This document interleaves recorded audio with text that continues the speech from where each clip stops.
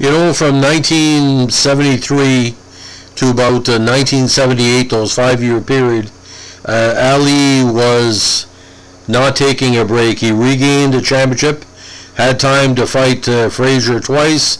Again, the win over Foreman, several tune-up and defenses.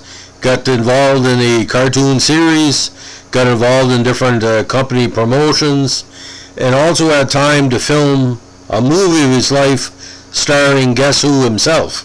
Now, today we're going to be taking a curious look at the movie I kind of call one of the lost cheesy gems of 1977. It's called The Greatest. Now, this biopic is literally about the life of boxer Muhammad Ali, in which Ali plays himself. It was directed by Tom Grease, well known, of course, for movies with Charlton Heston, and just a couple of years previously, he had filmed the QB7 series and also the Helter Skelter Superstar movie. When I say superstar, everybody and their kid watched it back in the day, the two-parter, just talking about the life of Charles Manson. And he brings kind of a TV movie feel to this 101-minute movie.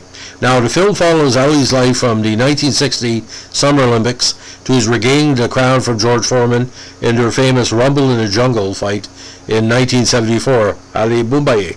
Now, the footage of the boxing matches that are portrayed are largely actual footage from the time involved.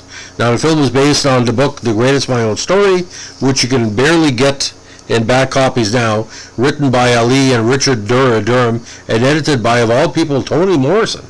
Now, the big thing about the movie wasn't the big box office. It made about $4 million.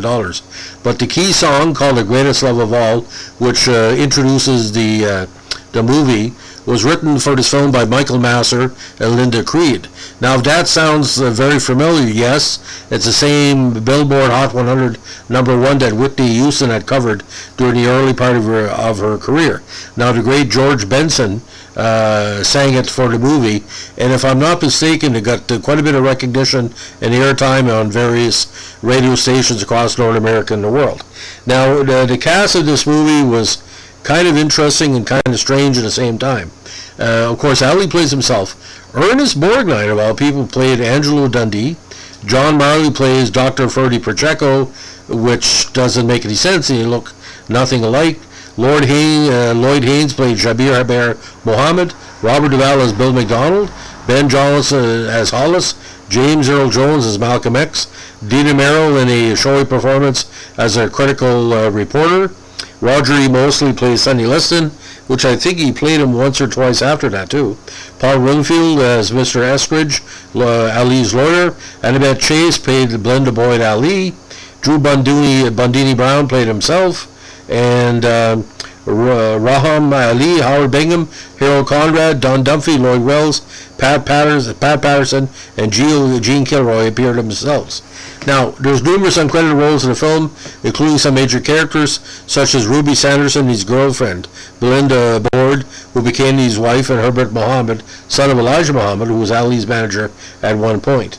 Now, the soundtrack, again, was composed and produced by Michael Masser and arranged by Masser and Lee Holdridge. Now, The Greatest Love of All was a big cut on side one of it, 5 minutes and 32 seconds. The Benson version of I Always Knew I Had It In Me clocks in at 7 minutes, and Ali's Team by Masser clocks in at 5:18. Of course, the side 2 has the Ali Boumbaye Zahir chant, The Greatest Love of All reprise, and again, another version too of I Knew I Always Had It In Me. Now, which is, again, a shorter version. Now, Vincent Canby of the New York Times called the film a charming curio of a sort Hollywood doesn't seem to make much anymore. Kevin Thomas of the LA Times called the film potent pop biography, lively entertaining, in which the irrepressible world's heavyweight boxing champion projects exactly the image he wants us to have. Now, Gene Siskel of the Chicago Tribune gave the film 2.5 stars out of 4 and wrote, as a diverting entertainment, The Greatest is more than satisfactory. Arthur D. Murphy of Variety wrote that Ali brought the film an authority and presence that lifts John Marshall's production above some of the limitations inherent in any film bio. Now, David Bader of the Monthly Film Bulletin stated The Greatest delivers exactly what one would expect an account of Ali's best-known exploits, giving full rein to the inimitable volatile personality, but in the process applying liberal coats of whitewash. Now, we all know that the black Muslims were controlling Ali's career in front of the scenes and behind the scenes. Didn't talk about his many faults and problems, but like I said, for what it is, it's not the first time a major star did a biopic of their life while they were still alive. But for the time, 1977, 44 years ago, people could get away with this kind of doggerel. I watched the movie. I'm a big Ali fan, and again, it is what it is. It's not a good movie. It's not a bad movie. It's rarely seen on television, though, maybe because of the music rights. Now, what's interesting about the director, and I want to talk about this a little bit. When he signed on for it, it was very, very interesting. Now, during post-production of the film, he collapsed and died of a heart attack while playing tennis. He was only 54. Now, did the movie kill him? No, he obviously didn't kill him. But he was one of the busiest directors of the 1960s and 70s. You know, we did Batman, Rat Patrol, Mission Impossible, I Spy, Will Penny, of course, with Heston. He also a writer of that movie. He did the Hawaiians, Earth 2, The Connection, very underrated show. The Migrants, QB7, like I said, and Helter Skelter, where he was director and producer, and Hunter, the unaired 76 pilot for the 77 series. So, I mean, a great, but to see Robert Duvall in a Muhammad Ali movie, and Ernest Borgnine and John Marley, you know, it's pretty bizarre. And some of the better black actors of the time were in the movie. But to see James Earl Jones play Malcolm X, which is kind of bizarre because he played Jack Johnson or Jack Jefferson, and you know the Great White Hope.